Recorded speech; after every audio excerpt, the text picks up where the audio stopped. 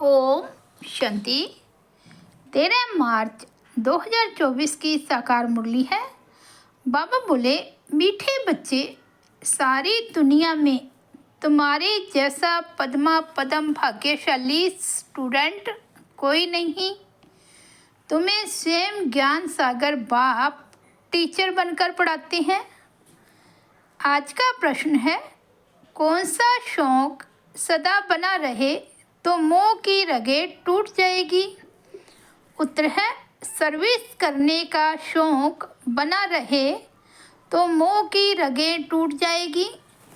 सदा बुद्धि में याद रहे कि इन आँखों से जो कुछ देखते हैं यह सब विनाशी है। इसे देखते हुए भी नहीं देखना है। बाप की श्रीमत है, here no evil, see no evil. ओम शांति। शिव भगवानों वाच, मीठे सालिग्रामों या रूहानी बच्चों प्रति, यह तो बच्चे समझते हैं हम सतयुगी आदि सनातन पवित्र देवी देवता धर्म के थे, तो यह याद रखना है। आदि सनातन देवी देवता धर्म को तो बहुत मानते हैं, परंतु देवता धर्म के बदले हिंदू नाम रख दिया है। तुम जानते हो हम आदि सनातन कौन थे, फिर पुनर्जन्म लेते लेते यह बने हैं। यह भगवान बैठ समझाते हैं। भगवान कोई देहधारी मनुष्य नहीं है और सबको अपनी अपनी देह है। शिव बाबा को कहा जाता है विदेही, उनको अपनी देह नहीं है और सबको अपनी देह है, तो अपने को भी ऐसा विदेही समझना कितना मीठा लगता है। हम क्या थे, अब क्या बन रहे हैं, ये ड्रामा कैसा बना हुआ है, यह भी तुम अभी समझते हो। यह देवी देवता धर्म ही पवित्र गृहस्थ आश्रम था, अभी आश्रम नहीं है। तुम जानते हो अभी हम आदि सनातन देवी देवता धर्म की स्थापना कर रहे हैं। हिंदू नाम तो अभी रखा है, आदि सनातन हिंदू धर्म तो है नहीं। बाबा ने बहुत बार कहा है, आदि सनातन धर्म वालों को समझाओ। बोलो, इसमें लिखो आदि सनातन देवी देवता पवित्र धर्म के हो या हिंदू धर्म के हो, तो उनको 84 जन्मों का मालूम पड़े। यह नॉलेज तो बहुत सहज है, सिर्फ लाखों वर्ष कहने से मनुष्य मूंझ पड़ते हैं। यह भी ड्रामा में नूंद है। सतो प्रधान से तमो प्रधान बनने का भी ड्रामा में पार्ट है। देवता धर्म वाले ही 84 जन्म लेते लेते कितने छीछी बन पड़े हैं। पहले भारत कितना ऊंच था, भारत की ही महिमा करनी चाहिए। अब फिर तमो प्रधान से सतो प्रधान, पुरानी दुनिया से नई दुनिया जरूर बननी है। आगे चलकर तुम्हारी बात को समझेंगे जरूर। बोलो, घोर नींद से जागो, बाप और वर्षे को याद करो। तुम बच्चों को सारा दिन खुशी रहनी चाहिए। सारी दुनिया में, सारे भारत में तुम्हारे जैसे पद्मा पदम भाग्यशाली स्टूडेंट कोई नहीं। समझते हो जो हम थे वही फिर बनेंगे, छांट करके फिर वही निकलेंगे। इसमें तुम मूंझो मत।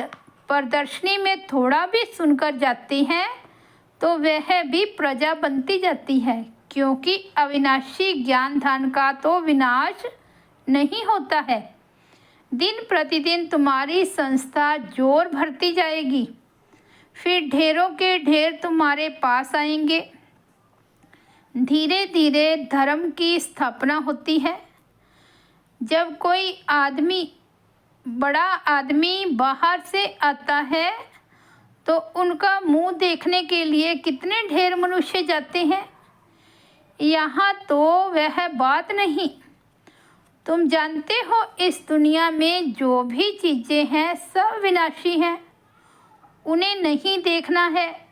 सी नो इवल, ये किचड़ा तो भस्म होने वाला है। जो भी कुछ देखते हैं मनुष्य आदि समझते हैं ये तो सब कलयुगी हैं। तुम हो संगम युगी ब्राह्मण। संगम युग को कोई जानते नहीं, इतना सिर्फ याद करो यह संगम युग है।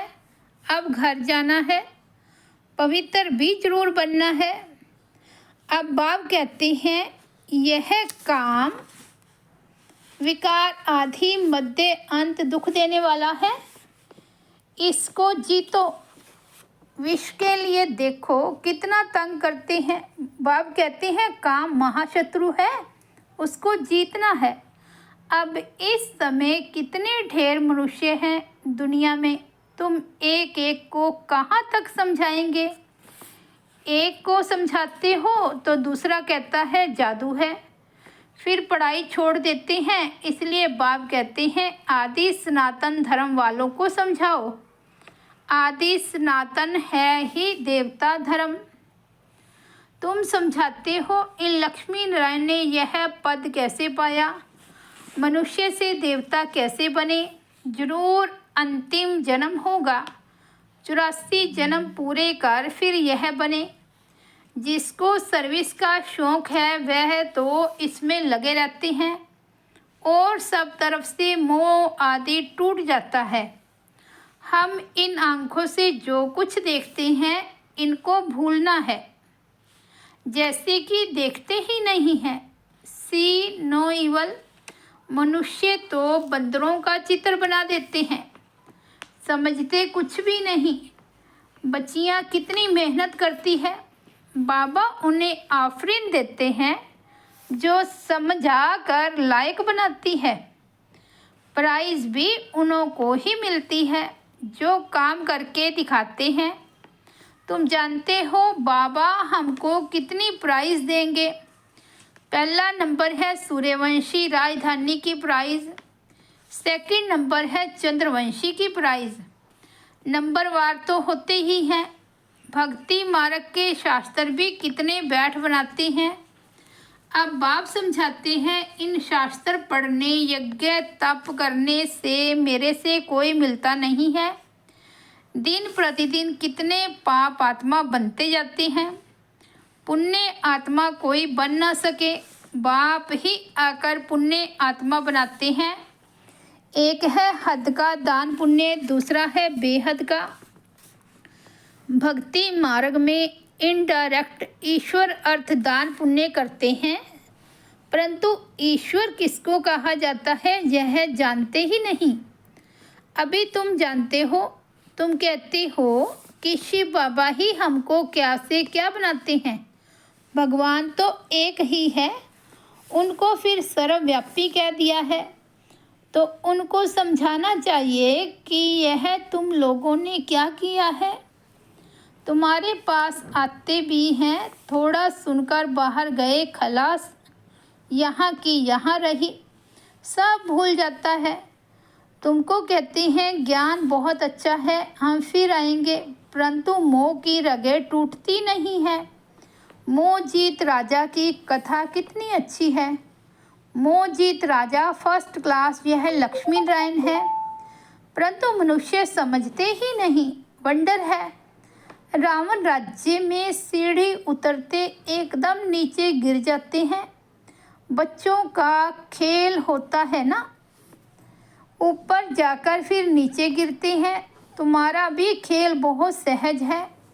बाप कहते हैं अच्छी रीति धारणा करो, कोई छीछी काम नहीं करो। बाप कहते हैं मैं बीज रूप सत्यचित आनंद स्वरूप हूँ, ज्ञान का सागर हूँ। अब ज्ञान का सागर ऊपर बैठा रहेगा क्या? जरूर कभी आकर ज्ञान दिया होगा। ज्ञान क्या चीज़ है यह भी किसको मालूम नहीं है।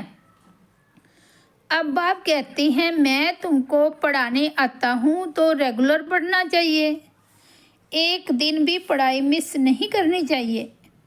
कोई ना कोई पॉइंट्स ज़रूर अच्छी मिलेगी, मुरली नहीं पढ़ेंगे तो ज़रूर पॉइंट्स मिस हो जाएगी। अथाह पॉइंट्स है, यह भी तुमको समझाना है कि तुम भारतवासी आदि सनातन देवी देवता धर्म के थे। अभी कितने ढेर धर्म है, फिर हिस्ट्री मस्ट रिपीट। यह चढ़ने और उतरने की सीढ़ी है। जैसे जिन को हुक्म दिया सीढ़ी उतरो और चढ़ो, तुम सब जिन हो ना, 84 की सीढ़ी चढ़ते हो फिर उतरते हो। कितने ढेर मनुष्य हैं, हर एक को कितना पार्ट बजाना होता है। बच्चों को तो बड़ा वंडर लगना चाहिए। तुमको बेहद के नाटक की पूरी पहचान मिली है। सारे सृष्टि के आदि मध्य अंत को अभी तुम ही जानते हो, कोई भी मनुष्य नहीं जान सकते। सतयुग में किसके मुख द्वारा कोई भी कुवचन नहीं निकलते हैं। यहाँ तो एक दो को गाली देते रहते हैं। यह है विषय वैतरणी नदी, रौरव नरक। सभी मनुष्य रौरव नरक में पड़े हैं। यहाँ तो है यथा राजा रानी तथा प्रजा। तुम्हारी विजय होनी है अंत में, जब समझेंगे आदि सनातन देवी देवता धर्म की स्थापना किसने की। यही पहले नंबर की मुख्य बात है जो कोई नहीं जानते। बाप कहते हैं मैं तो हूँ ही गरीब निवाज। यह पिछाड़ी को समझेंगे जब टू लेट हो जाएंगे। अब तुमको तीसरा नेत्र मिला है। स्वीट घर और स्वीट राजाई बुद्धि में याद है। बाप कहते हैं अब शांति धाम सुखधाम में जाना है। तुमने जो पार्ट बजाया अब बुद्धि में तो आता है ना। और सब मरे पड़े हैं सिवाय तुम ब्राह्मणों के। ब्राह्मण ही खड़े हो जाएंगे, ब्राह्मण ही सो देवता बनते हैं। यह एक धर्म स्थापन हो रहा है। और धर्म कैसे स्थापन होते हैं यह भी बुद्धि में है। समझाने वाला एक बाप है। ऐसे बाप को घड़ी घड़ी याद करना चाहिए। धंधा आदि भल करो, सिर्फ पवित्र बनो। आदि सनातन देवी देवता धर्म पवित्र था, अब फिर पवित्र बनना है। चलते फिरते मुझ बाप को याद करो तो तुम सतो प्रधान बन जाएंगे। ताकत तब आएगी जब सतो प्रधान बनेंगे। सिवाय याद की यात्रा तुम ऊंचते ऊंच पद कभी भी पा नहीं सकते हो। जब सतो प्रधान तक पहुँचेंगे तब ही पाप कटेंगे। यह है योग अग्नि, यह अक्षर गीता के हैं। योग योग के माथा मारते हैं, विलायत से भी फंसाकर ले आते हैं योग सिखलाने के लिए। अब जब तुम्हारी बात कोई समझे, परमात्मा सुप्रीम सोल तो एक ही है, वही आकर सबको सुप्रीम बनाते हैं। एक दिन अखबार वाले ऐसी ऐसी बातें डालेंगे, यह तो बराबर है राजयोग सिवाय एक परमपिता परमात्मा के और कोई सिखला ना सके। ऐसी बातें बड़े बड़े अक्षरों में डालनी चाहिए। अच्छा, मीठे मीठे सिकिलदे बच्चों प्रति माता पिता बाप दादा का याद प्यार और गुड मॉर्निंग। रूहानी बाप की रूहानी बच्चों को नमस्ते। हम रूहानी बच्चों की रूहानी बाप दादा को याद प्यार गुड मॉर्निंग और नमस्ते। धारणा के लिए मुख्य सार फर्स्ट पॉइंट है, सूर्यवंशी राजधानी की प्राइज लेने के लिए बाप दादा की ऑफरिंग लेनी है, सर्विस करके दिखाना है, मोह की रगे तोड़ देनी है। सेकंड पॉइंट है, ज्ञान सागर विदेही बाप स्वयं पढ़ाने आते हैं, इसलिए रोज़ पढ़ना है, एक दिन भी पढ़ाई मिस नहीं करनी है। बाप समान विदेही बनने का पुरुषार्थ करना है।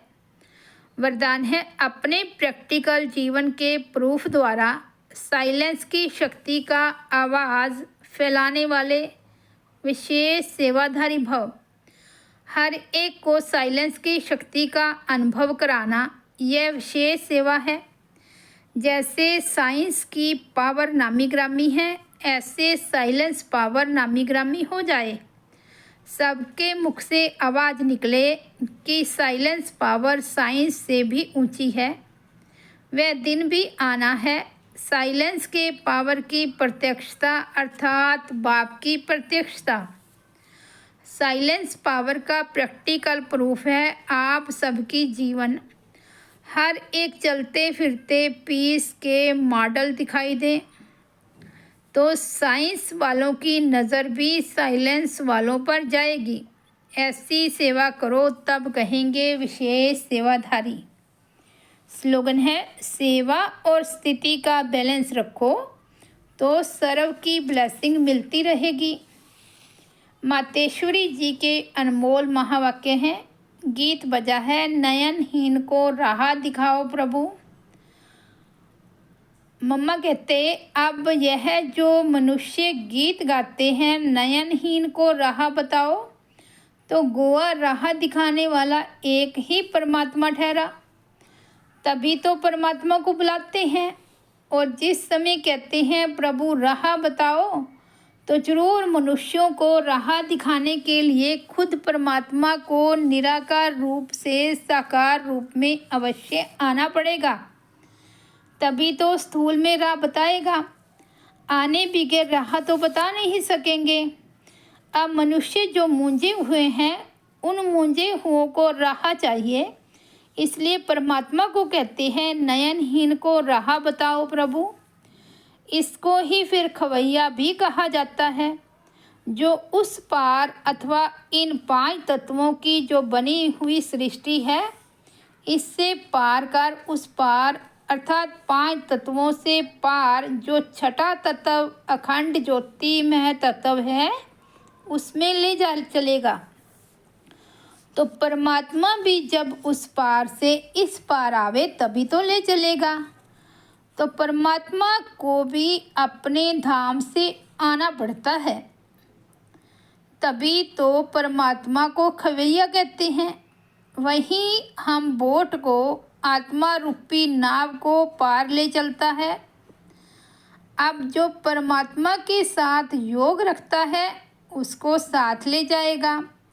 बाकी जो बच जाएंगे वह धर्मराज की सजाएं खाकर बाद में मुक्त होते हैं। जब सभी मनुष्य अति दुखी होते हैं तो परमात्मा को याद करते हैं। परमात्मा इस कांटों की दुनिया से ले चल फूलों की छाव में। इससे सिद्ध है कि जरूर वो भी कोई दुनिया है। अब यह तो सभी मनुष्य जानते हैं कि अब का जो संसार है वो कांटों से भरा हुआ है, जिस कारण मनुष्य दुख और अशांति को प्राप्त कर रहे हैं। और याद फिर फूलों की दुनिया को करते हैं, तो जरूर वो भी कोई दुनिया होगी जिस दुनिया के संस्कार आत्मा में भरे हुए हैं। अब यह तो हम जानते हैं कि दुख अशांति यह सब कर्म बंधन का हिसाब किताब है। राजा से लेकर रंक तक हर एक मनुष्य मात्र इस हिसाब में पूरे जकड़े हुए हैं। इसलिए परमात्मा